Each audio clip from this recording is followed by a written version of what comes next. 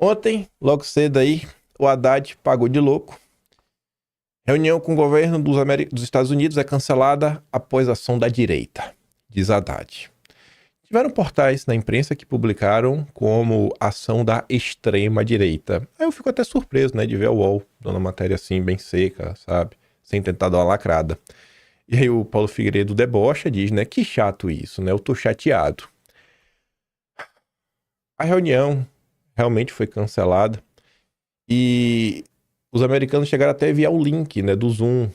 Olha, no dia certo, Haddad, tu entra aqui pra gente bater um papo. E aí o pessoal cancelou. A data também chama a atenção. O secretário do Tesouro dos Estados Unidos chegou a mandar link para a conversa com Haddad. Menos de 16 horas depois, no entanto, Scott Bessent cancelou abruptamente o contato. A atitude reforça desconfiança da Fazenda de interferência externa. Eles tinham recebido o link aí para poder participar do Zoom na última terça-feira, dia 5.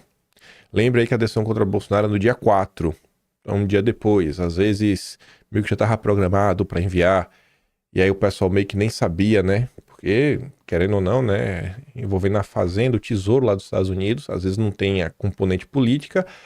Talvez aí tenha chegado, né, notícias que o clima no Brasil piorou.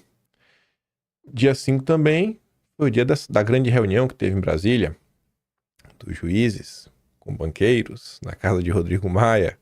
Enfim, menos de 16 horas depois, na manhã de quarta, dia 6, houve o cancelamento abrupto da conversa, sem maiores explicações. A justificativa foi apenas que Bessent não conseguiria mais acomodar o contato com Haddad em sua agenda. Aí, Paulo Figueiredo e Eduardo Bolsonaro se pronunciaram sobre isso para falar que assim, irmão, a culpa é tua, Haddad. Tu que é um fracassado. O deputado Eduardo Bolsonaro e eu tomamos conhecimento das declarações do Haddad, que tentou atribuir à nossa atuação dos Estados Unidos o suposto motivo para o cancelamento de uma reunião com o secretário do Tesouro americano Scott Bessent.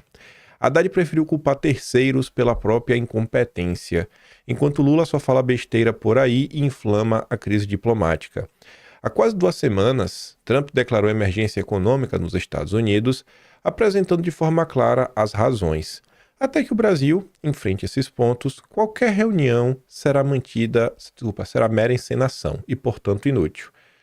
E eu, querendo ou não, né, tanto Eduardo quanto Paulo Figueiredo, quanto acho que quase toda a direita brasileira, vem tentando falar para as pessoas que existe uma componente política aí na questão tarifaço, que o Brasil deveria olhar para o bem do Brasil, não é mais fora da caixinha do dia de ontem.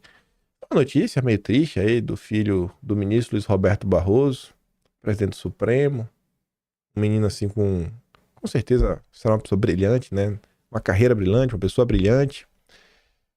Filho de Barroso do Supremo decide não retornar aos Estados Unidos para reassumir cargo no BTG após sanções de Trump.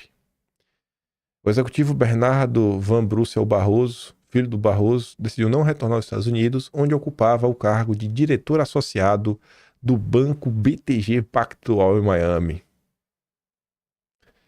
Eu não sei qual a parte mais curiosa, mais legal da notícia. Se é ele não ir para os Estados Unidos ou a gente descobrir que ele era diretor associado do banco do Dedé. Rapaz, o Dedé é brabo, viu? O Dedé é brabo demais. A decisão, segundo interlocutores, foi tomada conforme de precaução, né, em meio à questão das sanções, suspensão de visto.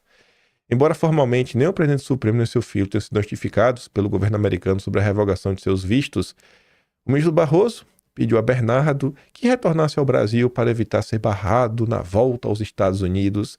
O executivo já está no Brasil, segundo pessoas familiarizadas com o assunto, permanecerá no Brasil. E eu não esperava algo diferente. O Dedé manteve o vínculo dele, né? Com certeza, uma pessoa brilhante como essa jamais ficaria desempregada no BTG. Nossa. O filho de um governador trabalha no BTG. E agora a gente sabe que o filho de um ministro do Supremo também. O Dedé é o Dedé, viu? O Dedé não é o Dedé à toa. O Dedé não é o Dedé à toa. Enfim, né? É só pra deixar isso bem claro, ó. Se você acha ruim que o filho do ministro Barroso é diretor associado do BTG, se você acha que tem alguma coisa além da capacidade técnica desse menino, como é que você lida com a questão, né, do filho do Tarcísio? Né? Você pode falar, não. Ah, aquela coisa, né? Não dá pra reclamar, né? É o Dedé. No final do dia é o Dedé. Todos os caminhos levam ao Dedé. Estados Unidos planejam novas sanções ao Brasil, diz filho de Jair Bolsonaro. O deputado Eduardo Bolsonaro prevê que Trump aumentará as penas no julgamento do ex-presidente por acusações de golpe. Fala do Eduardo, hein? Eduardo, matéria, capa, né? Manchete. Capa não, né? Manchete do Financial Times. Duda Lima não consegue descolar uma entrevista. Não. Descolar a entrevista até muito. Duda Lima sequer fala do Eduardo nas redes do PL. É banido falar do Eduardo. Não pode, é proibido. Joga contra. Quem dirá arrumar uma entrevista? Enquanto isso, um dos jornais mais famosos do mundo coloca Eduardo na manchete. Será que isso aqui é pouca coisa? Nunca viu o Valdemar na manchete do Financial Times? Nunca viu o Kassab? Nunca viu. Não, o Temer já porque foi presidente do Brasil, né? Deve ter alguma manchete contra o Temer. Mas é pra poucos, viu? O aviso de novas sanções dos Estados Unidos não surge do nada. No exterior, o Brasil já é visto como ativo tóxico, reflexo de uma crise institucional que a Faria Lima insiste em tratar como ruído político. A prova que isso daqui tem um peso grande é que o Estadão fez uma matéria para falar que Eduardo é manchete no Financial Times. Financial Times, Eduardo Bolsonaro prevê novas sanções dos Estados Unidos ao Brasil por julgamento de Bolsonaro. Fala do Dudu, vai. Fala aí do Dudu. Fala do Dudu. O menino é brabo, viu? Esse fritador de hambúrguer é dos bons. Outra matéria que saiu ontem ainda, né? Não hoje, dia 11. Mas o Jason Miller fez esse tweet agora às 5h34 da manhã. Ele deu destaque a essa matéria do The New York Times. E ele coloca um parágrafo. Moraes prendeu pessoas sem julgamento por ameaças feitas online, bloqueou veículos de notícias de postar conteúdo crítico a políticos e ordenou a remoção de contas populares de mídia social, ao mesmo tempo em que se recusou a explicar como elas ameaçavam a democracia. Isso é um trecho dessa matéria. Essa matéria é escrita por uma senhorita, Ana Ionova, correspondente no Brasil, que passou vários anos cobrindo a luta do país contra a desinformação, né? A luta do Brasil contra a desinformação. Toda a opinião que ela traz, até as pessoas que elas consultam, é só para referendar a posição do Supremo. Ainda que tenha, né, esse parágrafo. Agora, duas informações curiosas que ela traz, que até então são inéditas. Ela fala o seguinte, 9 de julho, Trump enviou uma carta ao Brasil ameaçando impor novas tarifas punitivas. Desde então, pelo menos 2 empresas de tecnologia se reuniram com juízes do Supremo. De acordo com 2 pessoas com conhecimento das negociações que insistiram no anonimato para discutir assuntos delicados. O que é que Eduardo falou agora? Eu passei no vídeo de anteontem, ou 3 dias atrás, que, olha, gente, não acredite tudo que é discurso público. Discurso público é uma coisa, nos bastidores a coisa está movimentada. Passado alguns dias, a turma que estava tudo de boa, a gente sabe da reunião do dia 5, com Dedé e outros banqueiros, na casa do Rodrigo Maia. A gente está sabendo agora. Houve diálogo, não está registrado em agenda com as Big Techs. Então parece que realmente os bastidores seguem bem movimentados aí na política brasileira. Um dia antes de Trump concretizar as ameaças de impor tarifas ao Brasil, as empresas de tecnologia, incluindo Google e Meta, se reuniram com a Alckmin. Isso porque o governo Lula não vai ceder, não vai negociar nada. Vai vendo.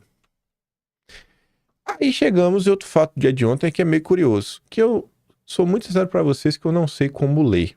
Se o Fux tentando vender o passe dele, para avisar, me deixa fora aí da Magnitsky, viu? Me deixa fora aí de sessão. Dependendo de mim, Bolsonaro tá solto.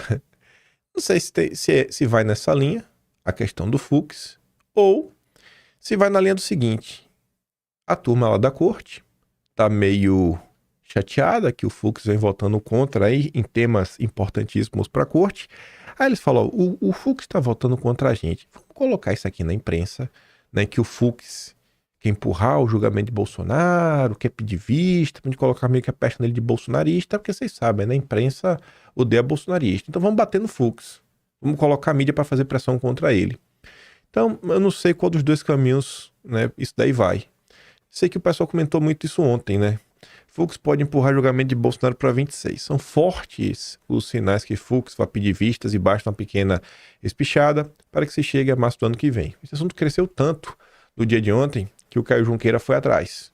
E o pessoal começou a comentar, o pessoal começou a bater. E aí, Fux, vai ou não vai? Vai ou não vai?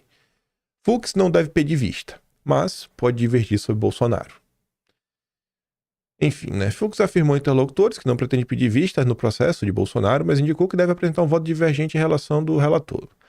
A possibilidade de um pedido de vista de 90 dias vinha sendo cogitada por aliados de Bolsonaro, o que poderia adiar a conclusão do caso para o ano eleitoral de 26. No entanto, Fux tem reiterado que não fará esse movimento.